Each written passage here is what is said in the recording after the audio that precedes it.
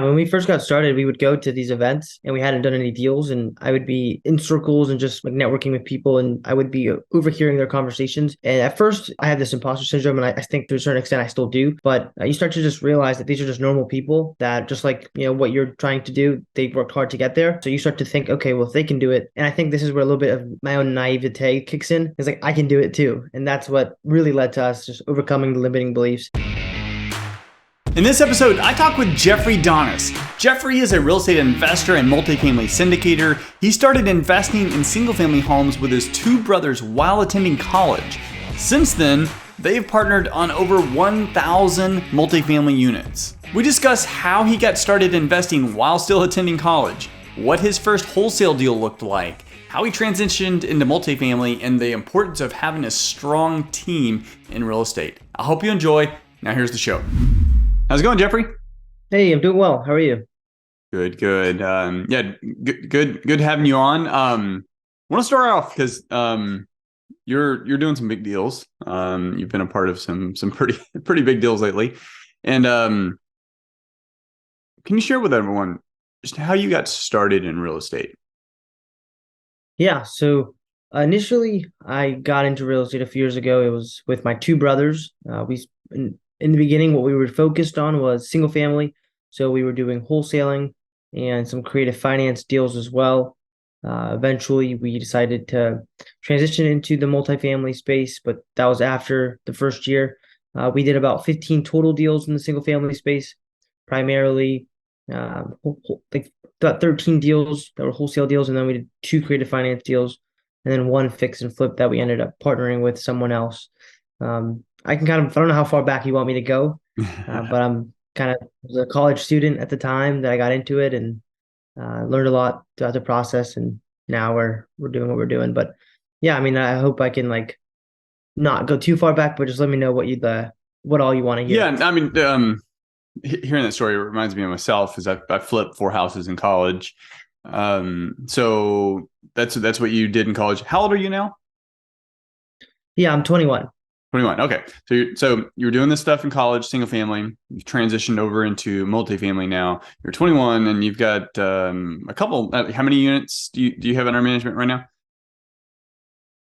now? We've partnered on over five units, which is a total of over 1,000. Awesome. So five communities, 1,000 units, right? Yeah. Correct. Huge. That's like major congratulations there. I didn't quite have the so I flipped 4 houses in college, and then when I graduated, I definitely wanted to get in multifamily. The information and education wasn't quite as readily available as it is today, so I didn't quite have like the how-to. Right. But I don't know. Maybe I'm using it as an excuse, and I just didn't explore hard enough. You did, so huge congrats there. What was the reason why you transitioned over into multifamily? Because most folks like me and others, they stay in single family for a while, and they're like, "Hey, I'm going to save up. I'm going to save up. I'm going to save up." And really, you don't need to do single family first. Most do, but you don't have to. But here you are, 21 years old, going into multifamily, doing something that a lot of people talk about for decades and they never do. So what pushed you into multifamily? Yeah, so initially we were listening to podcasts all the time. When we started with single family, that was the same approach. And slowly we started just listening to more, I'd say, multifamily content and different types of gurus or thought leaders in the space. And they kept saying they wish they had gotten started sooner in multifamily. One individual who's a little bit controversial is Grant Cardone. So that was really the person that sparked the interest of multifamily. He kept saying, go bigger, like there's a lot less risk, things like that, what the benefits were. Eventually, we decided to look into it further. So we now, instead of focusing on the single family content, we really were obsessing ourselves over the multifamily content. So we kept, as I'm sure you know, all the benefits and the reasons people get started in multifamily, the scalability, less risk. Obviously, for us, it was going to be our goal was to build a long portfolio and a long-term company. In single family, it's hard to do that. We were so transactional. We were working all day pretty much, but we weren't really owning any assets other than the 2 creative finance deals that we did. Wholesaling was very transactional, meaning we would find the deal, then have to go assign it and then do it again and reinvest it back into the business. And at the end of the day, we didn't really have anything that we could hold on to. Our goal was to build long-term wealth, and we saw that we could do that a lot quicker in multifamily. So that was another reason. And initially, like the reason that we got into real estate in general is to retire our mom. So without us owning anything, it was going to be hard to do that because we wanted to be able to have something that cash flowed consistently and wasn't so reliant on us working in it, like a single family Yep. business that we had and how that was. So Yeah, you're decades ahead of even a lot of the thought leaders that you mentioned.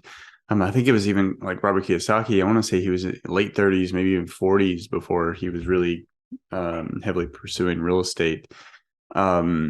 So congrats there. So, but these are big communities. I mean, these are roughly 200 unit communities.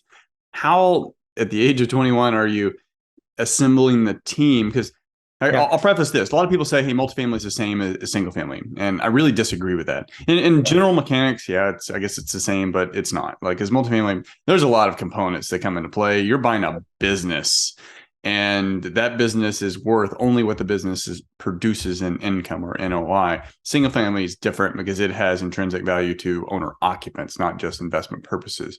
So that requires certain very specialized team members, whether it's the actual operators, property managers, the asset managers, the KPs.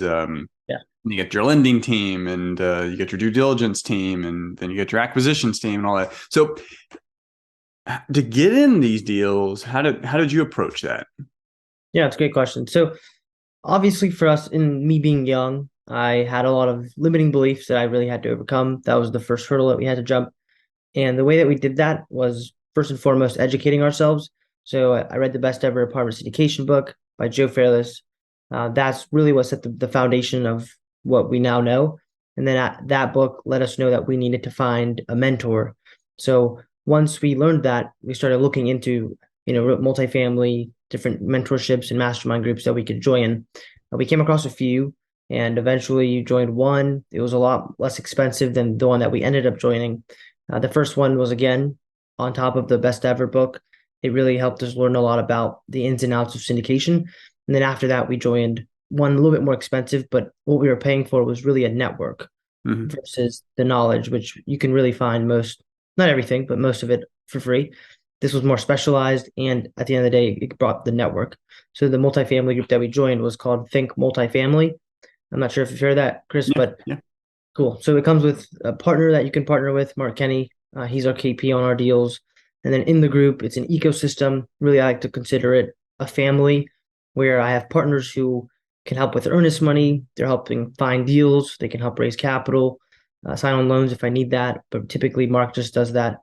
On top of that, my Mark has a lot of experience. So when I'm speaking with partners, Mark is someone I can leverage when it comes to that.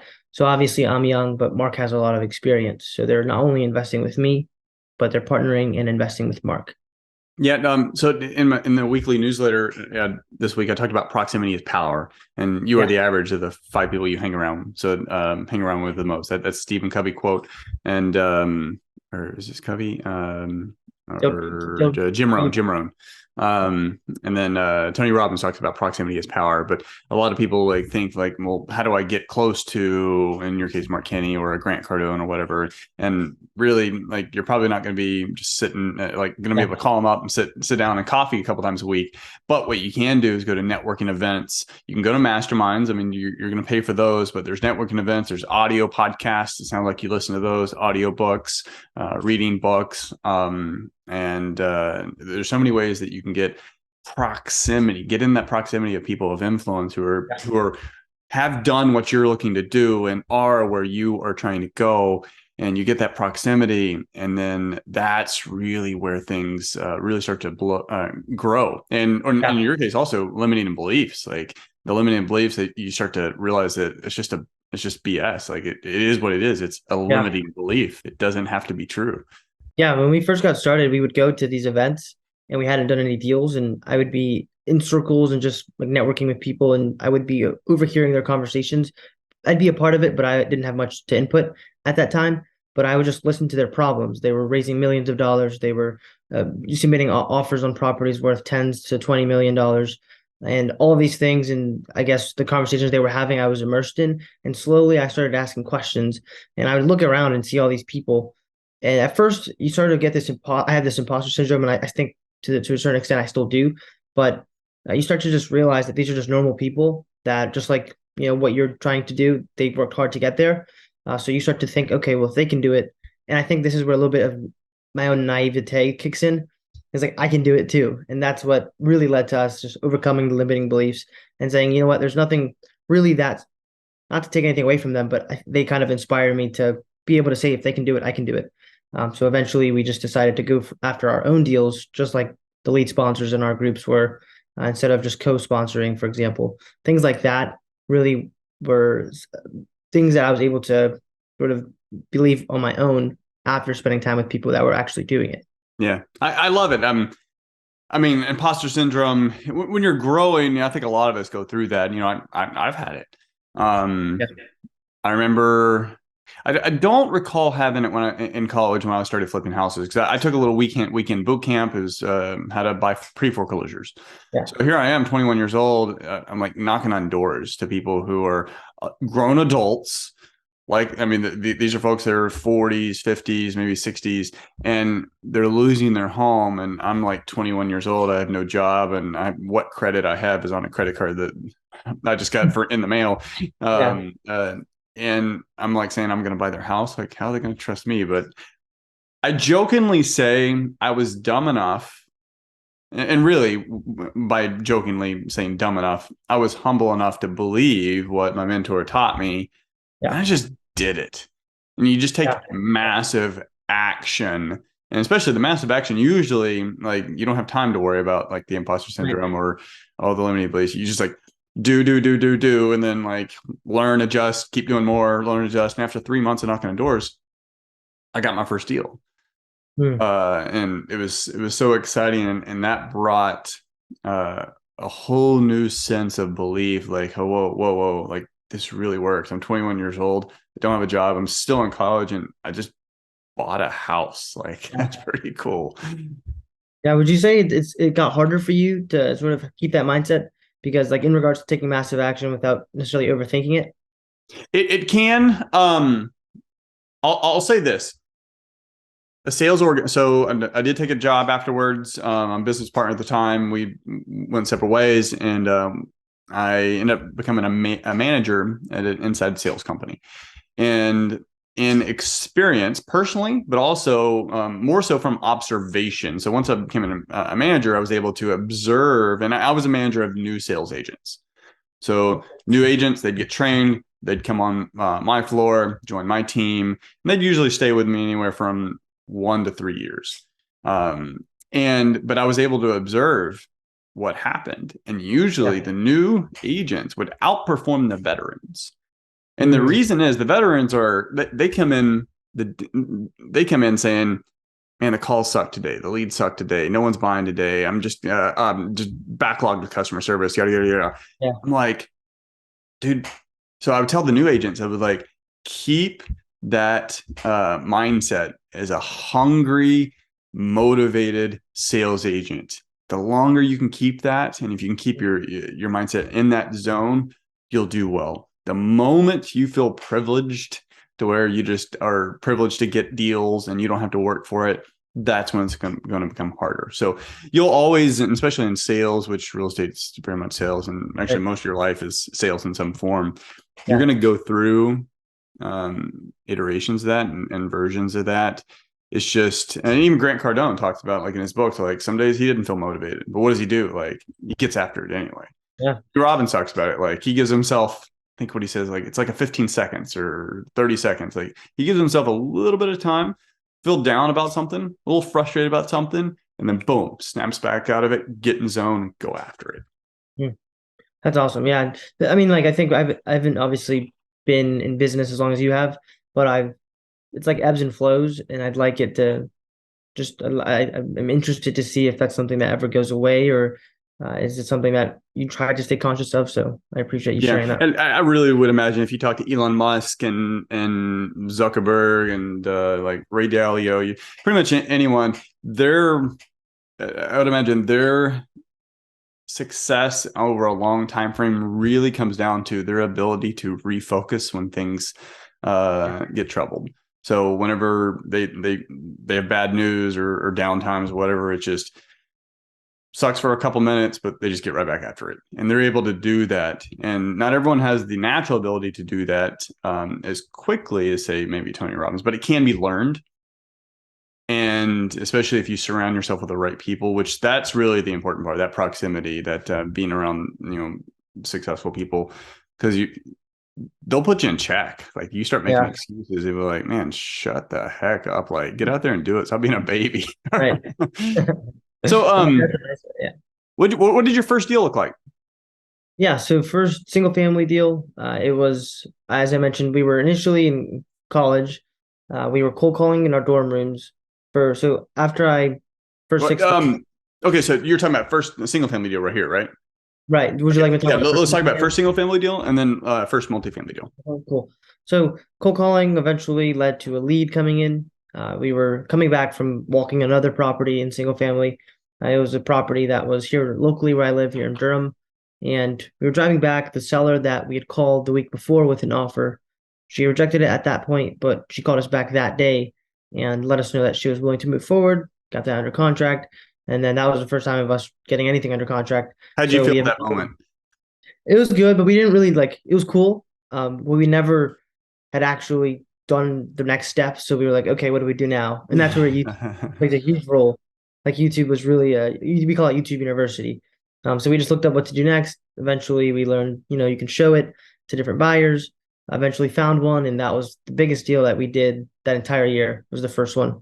So that was the first deal in single family. For multifamily, after joining Think Multifamily, that was in February of 2021. 6 months after we ended up closing on our first deal in the because of the group. So Mhm. it was another sponsor in our mastermind group that found it, and we just provided value. We were a part of the marketing team on the front end, but really we had some connections that we can make and bring in some investors and also participate in some of the aspects of the asset management, more so by being a fly on the wall. But that was the first one. It was in Jacksonville, Florida. It was 138 units, and yeah, now we're about going into our second year of ownership, so maybe like a year and a few months. Yep. I love it. So I want to point out something that's key there. I hear this all the time, and probably one of the biggest pet peeves to folks that are busy, successful entrepreneurs. I get it a lot. I know all the other ones get it a lot.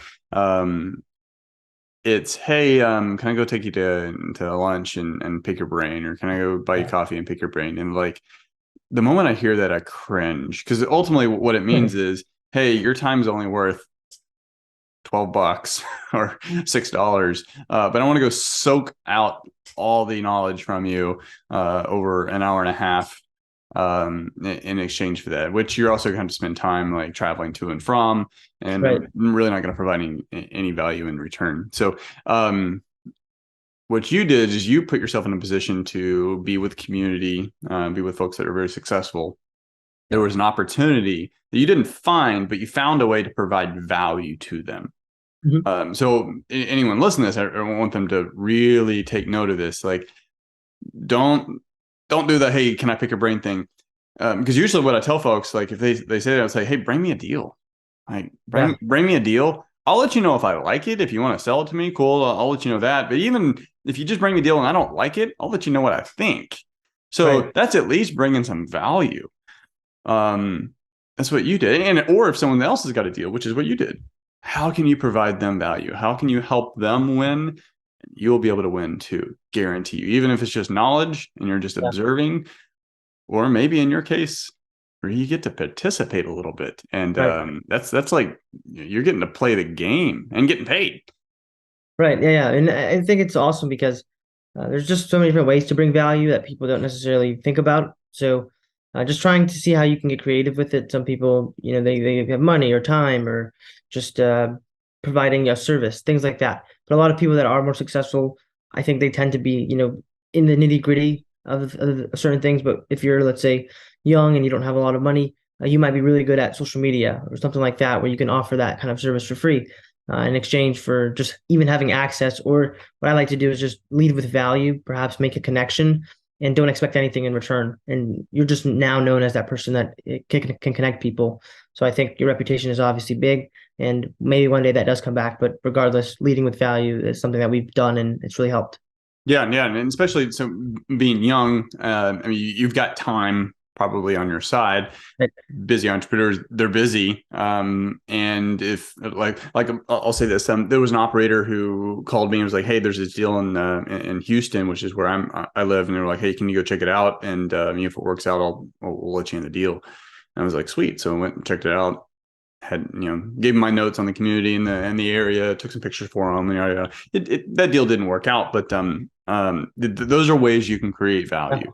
It's just find a way. What do they need that you can help them out with, and do it.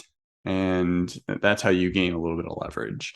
Not that you expect anything, but guarantee if you do that consistently, good things will happen. So, what's your strategy for this year? Goals for 2023? Yeah. So my brothers and I were looking to take down 1 to 2 deals a quarter this year. We're already pretty much over halfway into quarter 1. So right now we haven't found the first one for this quarter. Deal flow is a little slower than we'd like it to be, but it's picked up last week, and we're looking at a few deals. So we'll hopefully win one of those, and that'll mark us down for our first of this year. And then we're looking to do 2 more every single quarter moving forward, which would our audacious goal is about 100 million in acquisitions this year. So hoping to do that, hoping to continue attending conferences. I want to go to at least 1 a quarter.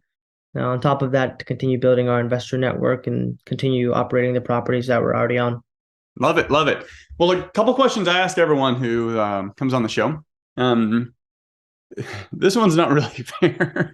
So usually I say, "Hey, if you could give advice to your 20-year-old self, what would that be?" But I mean, that was like a year ago for you. What if you could give advice to, say, your 14-year-old self? Because I imagine you had a much different vision of life then than you do now. Yeah.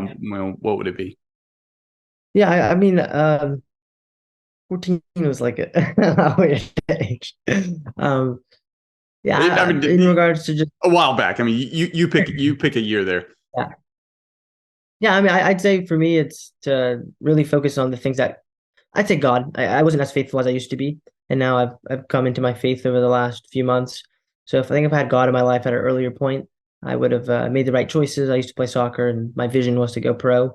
That didn't happen for various reasons, but I think if I had God, and I would have perhaps either found my way into entrepreneurship earlier or just stayed on that path. And either way, I'm happy where I am, but I think that would have been the thing that I would have told myself. Love it. Love it. What book or books have greatly influenced your life? Yeah, so I just listened to Trevor Noah's book. I don't know if you've heard of it, Born a Crime. No. It's really good. Do you know Trevor Noah? Yeah. Cool. You should listen to it if you like him at all. But yeah, I'd say that one just really good. I like Who Not How as well for business. Yep. It's all about like what I do literally every day, just talking to people, continuing to cultivate my network and build it. Love it. What in the last 5 years, what new belief, behavior, or habit has most improved your life? Yeah, as I mentioned, I've been more active with my faith and just learning more about God and going to church. So things like that has really played the biggest role. How can people reach out to you? You can find us at Donis Brothers on all social media platforms.